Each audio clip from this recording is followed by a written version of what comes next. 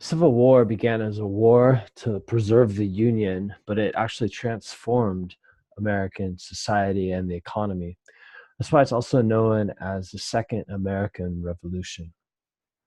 Some of the major achievements included first, the preservation of the Union after the South seceded. It held the country together.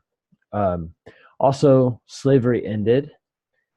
This started with the Emancipation Proclamation.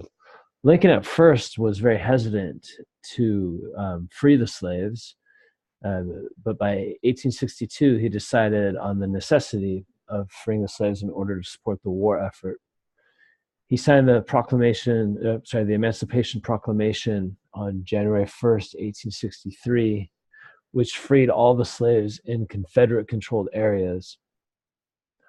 Ultimately, over 200,000 freed slaves served in the Union military to defeat the South. The next step was to pass a constitutional amendment in order to permanently free the slaves. And so in 1865, Congress passed the 13th Amendment. So this permanently abolished slavery in the United States, but it didn't give blacks citizenship, equality, or the right to vote. This would eventually require the 14th and 15th Amendments a few years later. Next, we can consider the Civil War to be the Second American Revolution because it propelled the nation into the modern era. It did this with, first, the economic prosperity that came about during the Civil War, because the Civil War really pushed the United States into the Second Industrial Revolution.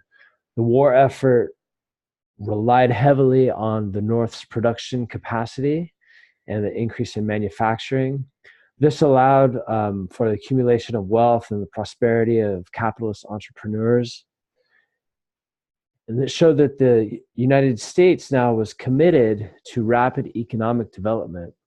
The federal government was putting a lot of money also into economic development, passing a high tariff and passing the first income tax in the 1860s during the war.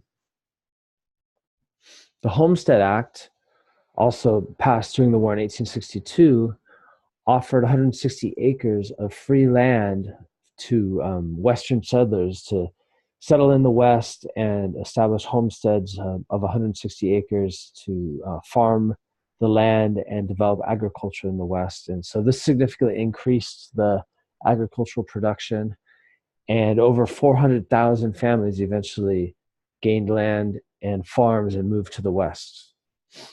Another step in developing the West was the Transcontinental Railroad, which was passed in the 1860s during the Civil War and eventually completed in 1869 from the Missouri River all the way to the Pacific Ocean. The U.S. Federal government had granted 100 million acres of land to railroad companies in order to create the Transcontinental Railroad. And ultimately, this expanded national markets and developed the economy in the West and allowed a lot more development and Western expansion, with 20,000 men also helping to build the railroads, many of these coming from China.